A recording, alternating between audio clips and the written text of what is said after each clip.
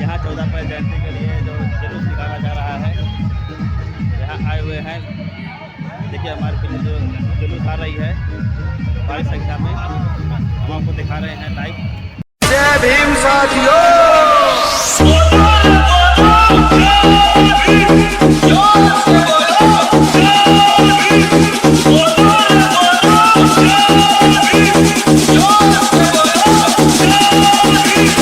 जगतराज जगतराज जगतराज जगतराज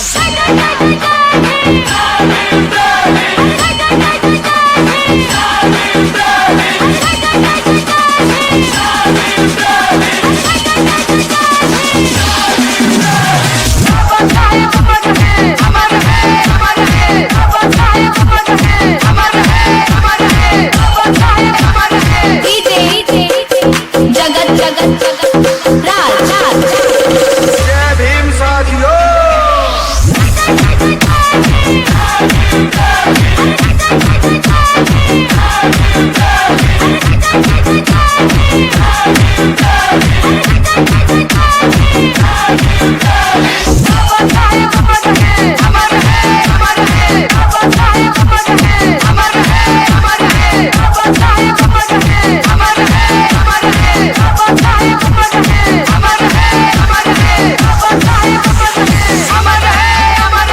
जय भीम साथियों।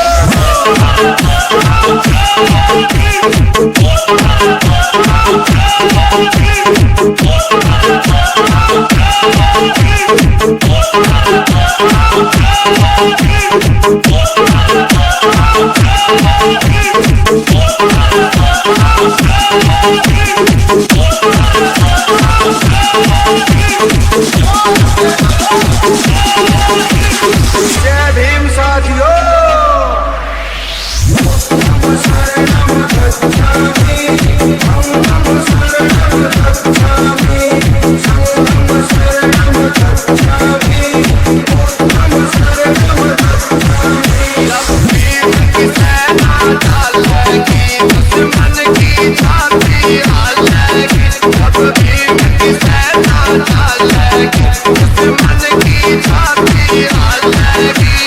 जगतराज जगतराज जगतराज जगतराज जगतराज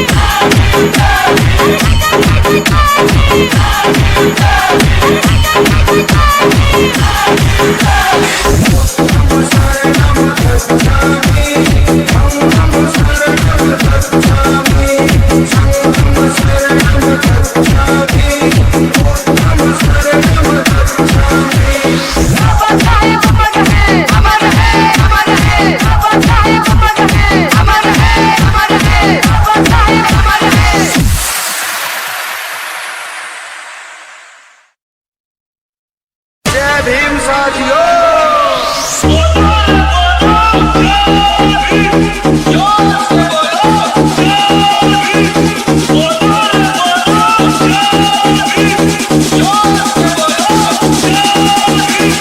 जगतराज जगतराज जगतराज जगतराज जगत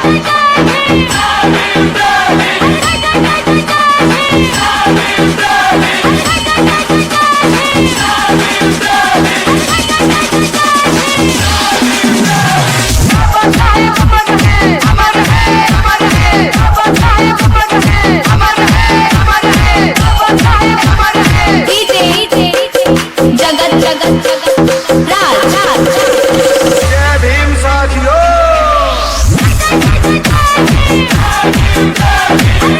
होता है, एक होता है पेट का भोजन और एक होता है दिमाग का भोजन।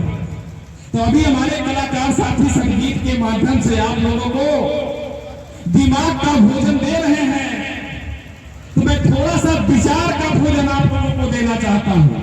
क्योंकि साथियों, बाबा साहब अम्बेडकर कहते थे कि दुनिया में अगर कोई बहुत बड़ा अगर बदलाव चाहते हो तो वो बदलाव विचार के अलावा और किसी चीज से नहीं की जा सकती।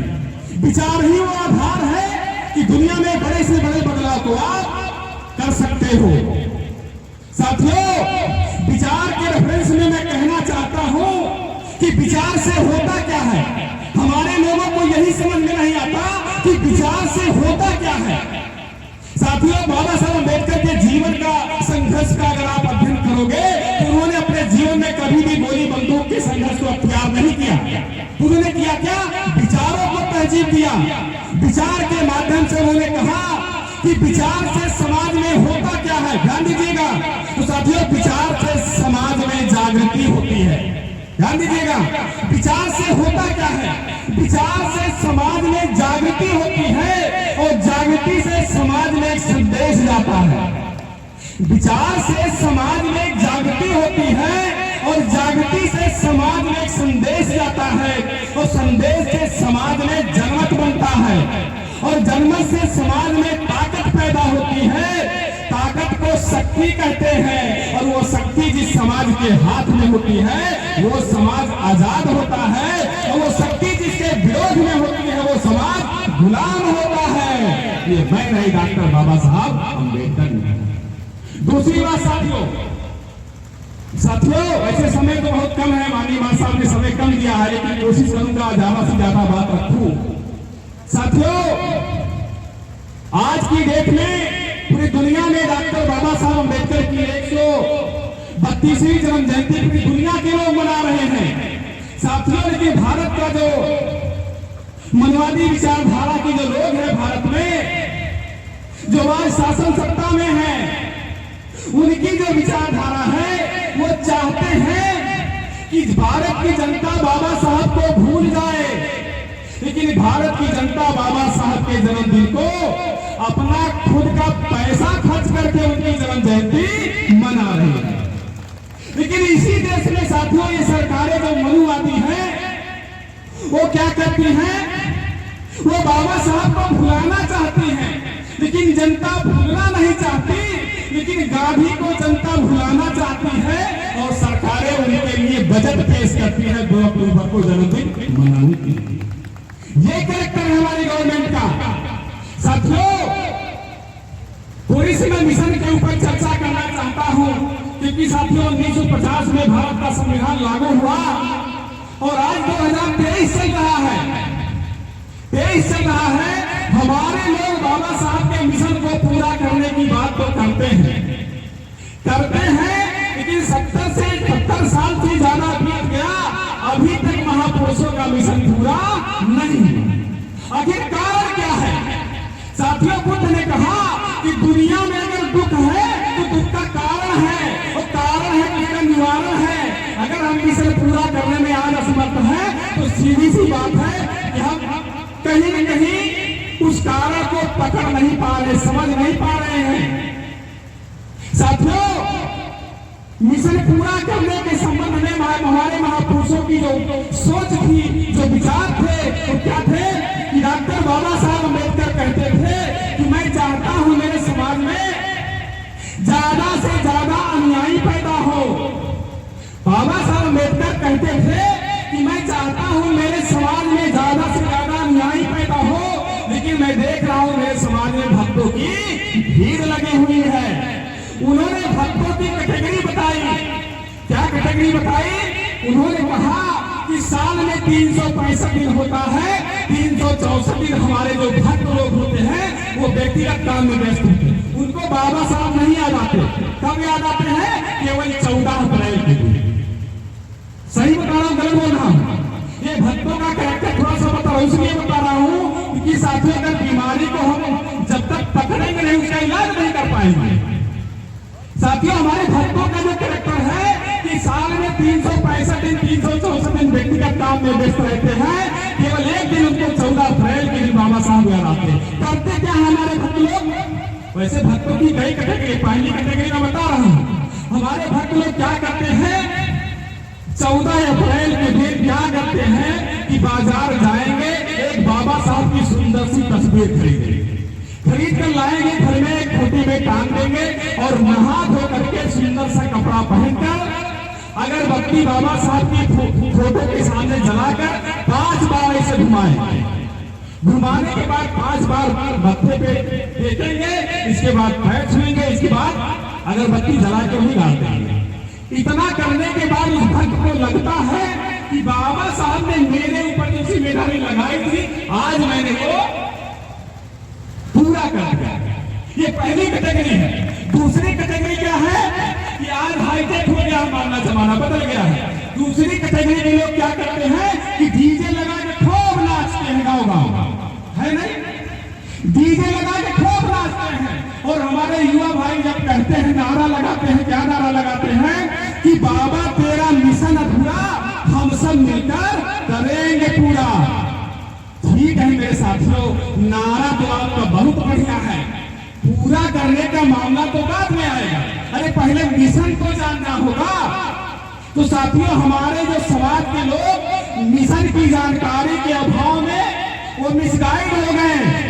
कोई डीजे लगा के नाच रहा है, कोई कुछ कर रहा है, कोई कुछ कर रहा है। ये दूसरी कैटेगरी है। तीसरी कैटेगरी बता रहा हूँ। इससे आगे जब हमारे भक्त लोग बढ़ते हैं तो कहीं कहीं मैंने देखा है गांव में रात को नौटंकी नाच ड्रामा खेलते हैं। ये तीसरी कैटेगरी। और जब ड्रामा खेलते हैं तो हमारे ही समाज के लोग शराब पीकर खूब जोर जोर से रंगा बिल्ला बोलते हैं। मैंने तो यहाँ तक देखा है कि उसी मंच पे हमारे लोग शराब पी के रंगा बिल्ला बोलते बोलते आपस में झगड़ा कर लेते हैं, मारपीट कर लेते हैं और दूसरे दिन बाबा साहब भूल जाते हैं। फिर कब याद आते हैं? अगली साल 14 अप्रैल। क्यों? ये ना मेरे भक्त कैटेगरी। तो मेरे कहने का मतलब साथियों, मेरी बात कुछ लोगों को बुरी भी लग सकती है। मेरा मकसद किसी का आलोचना करना नहीं, लेकिन आज हमारे समाज में जो कैरेक्टर है, जो चरित्र है, वो यही निर्माण हुआ है साथियों। तो बाबा साहब इस रेफरेंस में कहते थे कि अगर समाज में अगर भक्तों की संख्या बढ़ गई तो दुश्मन को जरूरत नहीं है उस समाज का सत्यानाश करने के लिए, और भक्त ही अपने समाज का सत्यानाश का कारण बनेगा। साथियों, तो महापुरुष कभी नहीं चाहते थे कि केवल हमारा समाज जन्म जयंती तक ही सीमित रहे। मेरे कहने का मतलब कि आज हमारे समाज के लोग जन्म जयंती मनाना एक मनोरंजन का साधन समझते। जन्म जयंती साथियों मनाना बुरी बात नहीं है, लेकिन जन्म जयंती मनाने से ही महापुरुषों का सिर्फ मिशन पूरा नहीं होगा, उसके अलावा हमें कुछ और भी करना होगा। तो साथियों, जयंती के संबंध में बाबा साहब के जीवन की एक घटना मैं बताना चाहता हूं। क्या 1952 में मुंबई में सिद्धार्थ कॉलेज में बाबा साहब के अनुयायियों ने उनको वहां आमंत्रित किया। कहा बाबा साहब आप हमारे भगवान हो, आपने हमारे लिए बहुत कुछ किया है, हम चाहते हैं कि आपके जीते जी हम आपका जन्मदिन मनाएं और आप हमारे मंच पे आइए, हमारा मार्गदर्शन करिए। तो बाबा साहब ने पहले तो उन भक्तों को डांट के भगा दिया, लेकिन वो भक्त भी बहुत जिद्दी स्वभाव के थे। वो अड़ गए, नहीं नहीं बाबा साहब आप कुछ भी करिए, आपको आना है, हमारा मार्गदर्शन करना है। तो बाबा साहब ने कहा मानेंगे नहीं, चलो ठीक है मैं आता हूँ। साथियों जब बाबा साहब उस कार्यक्रम में गए और मंच पे खड़े हुए तो मंच पे उन्होंने 2 घंटे तक स्पीच दिया, 2 घंटे तक बोला और 2 घंटे जो बातें उन्होंने रखी, वो जो कार्यक्रम के आयोजन किए हुए भक्त लोग थे उनके विरोध में बोला। तो जो भक्त लोग थे उनको बुरा लगा था, अरे हमने तो बाबा साहब को बुलाया था कि हमारी मंच से बड़ाई करेंगे, लेकिन तो हमारे विरोध में बोल रहे हैं। साथियों लास्ट में बाबा साहब ने एक बात कही, उन्होंने क्या कहा, उन्होंने अपने लोगों को संदेश दिया, कहा ऐ मेरे समाज के लोगों, अरे मेरे समाज के लोगों, मेरे नाम की जय जयकार करने के बजाय मेरे भूले उस कार्य को पूरा करने के लिए जान की बाजी लगाओ, यही मेरे लिए सच्ची शुभकामना होगी, ये संदेश दिया। तो साथियों मिशन ना जानकारी के भाव में हमारा समाज आज मिशन पूरा करने में असमर्थ है। मिशन क्या था साथियों, मिशन हमको जानना होगा, समाज को बताना होगा। साथियों 18 जुलाई 1946 को डॉक्टर बाबा साहब अम्बेडकर ने कहा कि हमारी लड़ाई इस देश में सत्ता और संपत्ति के लिए नहीं है। सीधी सी बात है, उन्होंने कहा कि हमारी लड़ाई देश में सत्ता और संपत्ति के लिए नहीं है, तो फिर किसके लिए संघर्ष था उनका? प्रश्न है। अगर उनकी लड़ाई देश में सत्ता और संपत्ति के लिए नहीं है तो किसके लिए संघर्ष कर रहे थे? उन्होंने कहा कि हमारी लड़ाई देश में पूर्ण आजादी के लिए, आजादी के लिए। इसका मतलब डॉक्टर बाबा साहब अम्बेडकर इस 85% बहुजन समाज को इस ब्राह्मणवादी व्यवस्था का गुलाम मानते हैं, तब उन्होंने आजादी की बात कही। यहाँ तक 1952 में पंजाब के पटियाला के मैदान में उन्होंने अपने लोगों को संदेश देते हुए कहा, उन्होंने कहा है मेरे समाज के लोगों, मैं देख रहा हूँ दुनिया के गुलाम गुलामी से मुक्ति पाने के लिए संघर्ष कर रहे हैं, लेकिन भारत का गुलाम गुलामी का मजा ले रहा है। उन्होंने कहा कि गुलामों को गुलामी का एहसास कराओ, ये फिर जंजीरें स्वयं तोड़ करके देखेंगे। तो साथियों आज इस मंच के माध्यम से मैं भाषण नहीं दे रहा, ध्यान दीजिएगा, भाषा और प्रबोधन में यही अंतर होता है। भाषण से समाज का सत्यानाश होता है, इस्तेमाल होता है, और भाषण कौन लोग करते हैं? नेता लोग करते हैं, मैं कोई नेता नहीं हूं।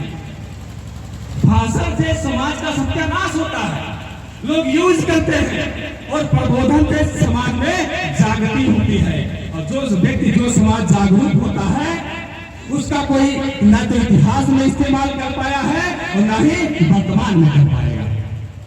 और जो समाज अज्ञानी होता है उसका इतिहास में भी इस्तेमाल हुआ और वर्तमान में भी होगा। लिख करके रख लो। तो साथियों ये मिशन हमें अपने समाज को बताना होगा और बताकर समाज को जागरूक करना होगा, क्योंकि बाबा साहब अम्बेडकर ने 3 कॉन्सेप्ट दिए थे। क्या कहा उन्होंने? शिक्षित करो, संगठित करो, संघर्ष करो, किसके लिए? अपने हक और अधिकारों के लिए। लेकिन साथियों हमारे समाज में एकेडमिक एजुकेशन लेकर के हमारे पढ़े लिखे लोगों के दिमाग में मैसेज किया गया कि बाबा साहब ने कहा शिक्षित हो जाओ, पढ़ लिख कर एक अच्छी सी नौकरी मिल जाए, सुंदर कन्या से शादी हो जाए, शहर में फ्लैट खरीद लेंगे और वहीं पर सेटल हो जाएंगे, अपने बच्चों को अच्छी शिक्षा दिला देंगे, आराम से जीवन कटेगा। तो ध्यान दीजिए साथियों, अगर बाबा साहब ने भी यही सोचा होता तो आज न मैं बोलने लायक होता, न आप सुनने लायक होता। गांधी जी के जीवन की घटना, बाबा साहब जब 19 से प्रोफेसर बन के महाराष्ट्र में आए और मुंबई विश्वविद्यालय में उनको नियुक्त किया गया, तो उनकी पत्नी रमा जी को जब पता चला कि बाबा साहब प्रोफेसर बन गए हैं, उनको अच्छी सी नौकरी मिल गई है, तो रमा जी इतनी खुश हुई, उन्होंने कहा अब तो हमारा जीवन बहुत ऐशो आराम से कटेगा, हमारे बच्चे अच्छे कपड़ा पहनेंगे, अच्छा खाना खाएंगे, अच्छे घर में रहेंगे, जीवन एंजॉय करेंगे। और जब ये सोच रही थी बाबा साहब जब शाम को घर गए तो रमा जी इतनी प्रसन्न थी, बाबा साहब का चेहरा गिरा हुआ। रमा जी ने पूछा कि बाबा साहब आपका चेहरा गिरा क्यों है? तो बाबा साहब ने जवाब दिया, रमा आज मैं उस नौकरी को छोड़ कर आ रहा हूँ जो मुझे मिली थी। तो रमा जी ने कहा कि बाबा साहब आपने ऐसा इतना बड़ा अनर्थ क्यों कर दिया? बड़ी मुश्किल से तो एक नौकरी मिली थी, जीवन में कुछ बदलाव होने वाला था, लेकिन आपने भी तो पैर में कुल्हाड़ी मारी। बाबा साहब ने कहा कि हाँ रमा तुम तो सही कहती हो कि मैं तो मुझे तो एक अच्छी नौकरी मिल गई, मेरे बच्चे अच्छा खाना खाएंगे, खाना खाएंगे, कपड़ा पहनेंगे, अच्छे स्कूल में पढ़ेंगे, लेकिन मेरे लाखों करोड़ों सूत्रों के बच्चों को देखो जो पशु से भी बदतर जिंदगी जीने के लिए मजबूर है, इसलिए मैंने नौकरी को लात मार दी। कितना बड़ा त्याग किया साथियों। शिक्षित करो शब्द का अर्थ क्या होता है? हमारे लोग गलत डेफिनेशन करते हैं। शिक्षित बाबा साहब कहते हैं कि शिक्षित व्यक्ति वही होता है जो तर्क करता हो। शिक्षित व्यक्ति वो होता है जो तर्क करता हो, और जो तर्क करता है वही सही और गलत का निर्णय करता है, और जो सही गलत का निर्णय करता है वही समाज का नेतृत्व करता है, और जो समाज का नेतृत्व करता है वही शासक होता है। ये शिक्षित शब्द का मतलब होता है। लेकिन साथियों, जैसे जैसे हमारे समाज में एकेडमिक एजुकेशन बढ़ा तो हमारे लोगों ने शब्द के मीनिंग को ही बदल दिया। तो साथियों, मैं ज्यादा समय न लेते हुए बस आप लोगों से इतनी ही अपील करूंगा कि आप लोग यदि महापुरुषों के मिशन को पूरा करना चाहते हो तो नहीं बाबा साहब तो कम से कम घर घर में एक कांची राम पैदा करो। नहीं बाबा साहब तो घर घर में एक कांची राम पैदा करो।